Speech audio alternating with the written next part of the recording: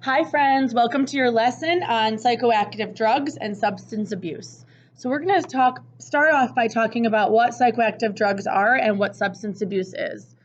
So psychoactive drugs are chemical substances that alter perceptions and moods, and substance abuse disorder is a disorder characterized by continued substance craving and use despite significant life disruption and/or physical risk. So when you continue to use something despite its negative impact that it's having on your life and/or the physical risks of that thing. So getting into that more are some new terms, tolerance and addiction. So tolerance is the diminishing effect with regular use of the same dose of a drug, requiring the user to take larger and larger doses before experiencing the drug's effect.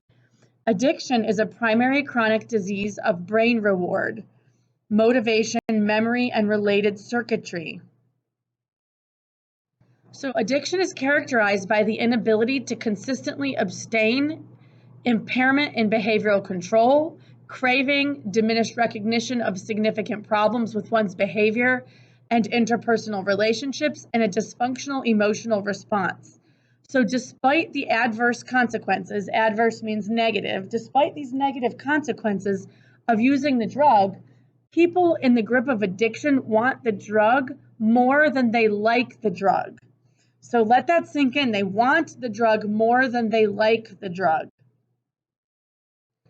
How can tolerance lead to a substance abuse disorder? So due to neuroadaptation, brain chemistry changes to offset the effects of the drug. Users require larger and larger doses, which increases the risk of becoming addicted and developing a substance abuse disorder. So if you look at the diagram, we have little effect, big effect. We have response to first exposure. The response to first exposure has a big effect. And if you look over at the drug dose, it's a smaller dose to have a big effect. Whereas you have, after time, you have a bigger dose to have a smaller effect. So you have the guy on the left that drinks rarely and is feeling all out of it, and on the right drinks frequently and is not feeling all out of it because of tolerance increasing. So withdrawal is the discomfort and distress that follow the discontinuing an addictive drug or behavior. So the lifetime odds of getting hooked after using various drugs, 9% marijuana, 21% cocaine, 23% alcohol, and 68% tobacco. Most ex-smokers have kicked the habit on their own, which is awesome. That is not always the case with other drugs. And how has the concept of addiction changed? So, behavior addictions, psychologists try to avoid using addiction to label driven excessive behaviors such as eating, work, sex, and accumulating wealth. So some behaviors can become compulsive and dysfunctional, similar to problematic alcohol and drug use. The DSM-5 classifies gambling disorder, but some behavior addictions require more study, such as internet gaming disorder and internet use addictions. So we're going to talk about three major categories of psychoactive drugs in this lesson: depressants, stimulants, and hallucinogens. And you need to know what drug goes in which category, because knowing that will know how it impacts your body and how it impacts, remember, ultimately our behaviors and mental processes. Exam tip number 1 for this lesson is there are likely to be questions on the AP exam that will require you to know how a particular psychoactive drug is classified and, again, what effect the drug has on the body. So what are depressants and what are their effects? So depressants are things like drugs such as alcohol, barbiturates, opiates, and they reduce neural activity and slow body functions. So depressants reduce neural activity and slow the body functions. Alcohol is a central nervous system depressant, CNS, meaning it slows neural activity in the brain and the spinal cord. Slows neural activity. So look at the right-hand side. the neurons are not actually moving as quickly. How does alcohol interact with neurotransmitters? Well, so we talked about those 7 neurotransmitters. We're going to focus on 2 of them. So GABA, an inhibitory neurotransmitter, and glutamate, an excitatory neurotransmitter, both interact with alcohol to produce the effects we associate with drinking. So GABA, an undersupply linked to seizures, tremors, and insomnia, and glutamate, the excitatory transmitter involved in memory. So alcohol and GABA. When alcohol enters the body, it acts as an agonist with inhibitory GABA receptors, making them more inhibitory. So they're already inhibitory, but it makes them more inhibitory. And glutamate, alcohol acts as an antagonist to glutamate receptors and prevents glutamate from exiting the cell. So if it prevents it from exiting the cell, what do you think happens? So how does alcohol use disorder change the structure of the brain? So the left, you have a scan of a woman with alcohol use disorder, and on the right, a scan of a woman without alcohol use disorder. Notice the different colorations in the brain. This MRI scan shows brain shrinkage, which means enlarged ventricles, the darker spots on the left-hand side, in the woman with alcohol use disorder on the left compared with the woman in the control group on the right. The right, there's more the grayish area. That's the brain. So the brain is actually smaller in the woman with alcohol use disorder. Reaction time. The slowed neural processing causes reactions to slow, speech to slur, skilled performance to deteriorate. What does research show about humans' awareness of drunken states? When drunk, people aren't aware how drunk they are. Virtually all drinkers who had insisted, when sober, that they would not drive home under the influence later decided to drive home from a bar, even if given a breathalyzer test and told they were intoxicated. I'll share some anecdotal stories with you in class. A good friend of mine was hit by a drunk driver, and there is so much that you are not considering when you are drinking of how it's going to impact you later on. And so this will be a good discussion for us to have in class. How does alcohol impair memory and self-awareness? Well, alcohol disrupts memory function, and heavy drinking can also have long-term effects on the brain and cognition. Alcohol suppresses REM sleep, which is needed for memory consolidation, and reduce self-awareness. Those who consume alcohol are more likely to be caught mind-wandering, yet not realize they had. So people who want to suppress their awareness of failures or shortcomings are more likely to drink. Expectancy effects are expectations that influence behavior. Simply believing we're consuming alcohol can cause us to act out alcohol's presumed influence.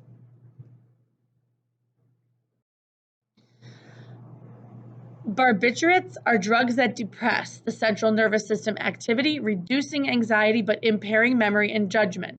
So barbiturates such as Nembutal, Seconal, Amytal are sometimes prescribed to induce sleep or reduce anxiety. In larger doses, they can impair memory and judgment. If combined with alcohol, the total depressive effect on body functions can be lethal. And this is a big deal today. There's a lot of stuff out there about pills and mixing pills with alcohol, and the amount, the death rate because of this has increased dramatically. And in the opioid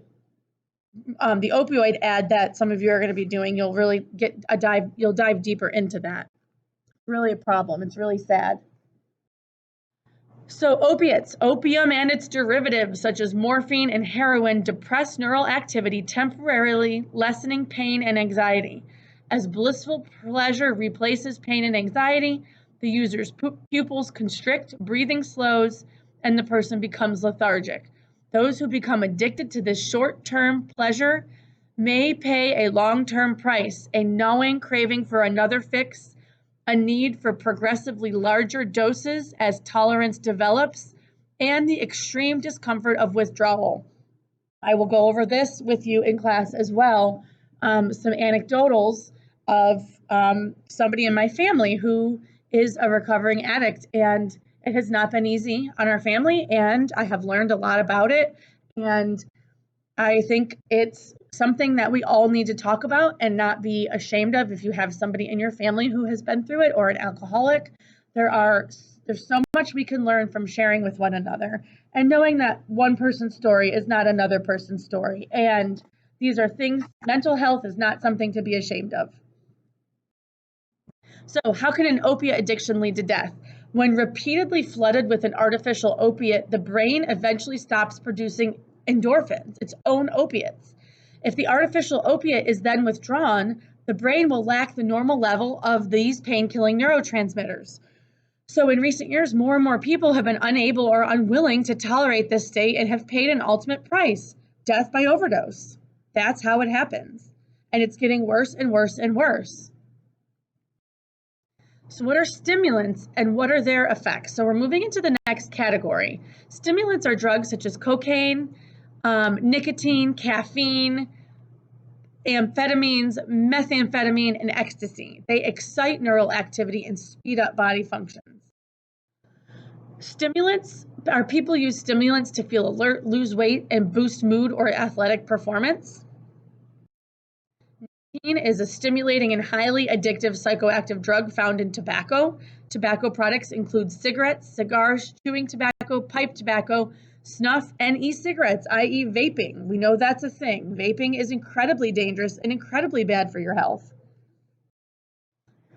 Smoke a cigarette and nature will charge you 12 minutes, ironically just about the length of time you spend smoking it. Compared with non-smokers, smokers' life expectancy is at least 10 years shorter, and by 2030, annual tobacco deaths are expected to increase to 8 million. That means that 1 billion 21st century people may be killed by tobacco. How teens keep the cigarette industry in business. Virtually nobody starts smoking past the vulnerable teen years. Eager to hook customers whose addiction will give them business for years to come, cigarette companies target teens. Portrayals of smoking by popular actors such as Scarlett Johansson and Hail Caesar tempt teens. So pause for a minute. Humorist Dave Barry recalling why he smoked his first cigarette the summer he turned 15. Well, arguments against smoking. It's a repulsive addiction that slowly but surely turns you into a gasping, gray-skinned, tumor-ridden invalid, hacking up brownish gobs of toxic waste from your one remaining lung. Arguments for smoking? Well, simply put, other teenagers are doing it. Case closed. Let's light up. So these physiological effects of nicotine reaches the brain within 7 seconds, twice as fast as intravenous heroin. Within minutes, the amount in the blood soars. Cocaine is a powerful and addictive stimulant derived from the cocoa plant, produces temporarily increased alertness and euphoria. Cocaine is snorted, injected, or smoked, and it enters the bloodstream quickly, producing a rush of euphoria that depletes the brain's supply of the neurotransmitters dopamine, serotonin, and norepinephrine. Cocaine depletes those 3 neurotransmitters.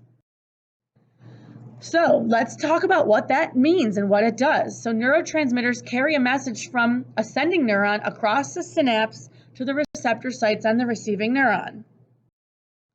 The sending neuron normally reabsorbs the excess neurotransmitter molecules. That, remember, is called reuptake. So the excess ones, it reabsorbs those. But cocaine impacts this normal neural transition. Cocaine, if you look in the diagram, are the yellow blocks. By binding to the sites that normally reabsorb neurotransmitter molecules, cocaine blocks the reuptake of dopamine, norepinephrine, and serotonin. And how does this produce euphoria? This extra neurotransmitter molecules remain in the synapse, intensifying their normal mood-altering effects and producing a euphoric rush. When the cocaine level drops, the absence of these neurotransmitters produces a crash. So if there's any part of this module you don't understand, then ignore the module 9 part, but we'll then go back to our lesson on neurotransmission. And neurocommunication is definitely a topic that's on the AP exam. All right, methamphetamine, a powerfully addictive drug that stimulates the central nervous system with accelerated body functions and associated energy and mood changes. Over time, appears to reduce baseline dopamine levels. Meth's after effects may include irritability, insomnia, hypertension, seizures, social isolation, depression, and occasional violent outbursts. Physical changes resulting from meth use are crazy. In 18 months between these two mugshots, this woman's methamphetamine addiction led to super obvious physical changes. Ecstasy, otherwise known as MDMA, is a synthetic stimulant and mild hallucinogen. Produces euphoria and social intimacy, but with short-term health risks and longer-term harm to serotonin-producing neurons and to mood and cognition. As an amphetamine derivative, ecstasy, MDMA, triggers dopamine release, but its major effect is releasing stored serotonin and blocking its reuptake, thus prolonging serotonin's feel-good flood. Ecstasy's dehydrating effect can lead to severe overheating, increased blood pressure, and death. Long-term repeated leaching of brain serotonin can damage serotonin-producing neurons, leading to decreased output and increased risk of permanently depressed mood. So something that is making you feel really, really good, actually, in the long run, can lead to permanent opposite feelings of feeling terrible. It also suppresses the immune system, impairs memory, slows thought, and disrupts sleep. All right, hallucinogens and what are their effects? So the last category, psychedelic mind-manifesting drugs such as LSD that distort perceptions and evoke sensory images in the absence of sensory input. What are hallucinations and near-death experiences? So hallucinations are distorted perceptions and sensory images in the absence of sensory input. Near-death experiences are an altered state of consciousness reported after a close brush with death, such as cardiac arrest, often similar to drug-induced hallucinations. LSD is a powerful hallucinogenic drug, also known as acid, lysergic acid diethylamide. The emotions of an LSD or acid trip vary from euphoria to detachment to panic. Users' mood and expectations, their high hopes, influence the emotional experience, but the perceptual distortions and hallucinations have some commonalities. What is marijuana, cannabis, and what is THC? Marijuana cannabis is usually classified as a mild hallucinogen because it amplifies sensitivity to colors, sounds, tastes, and smells.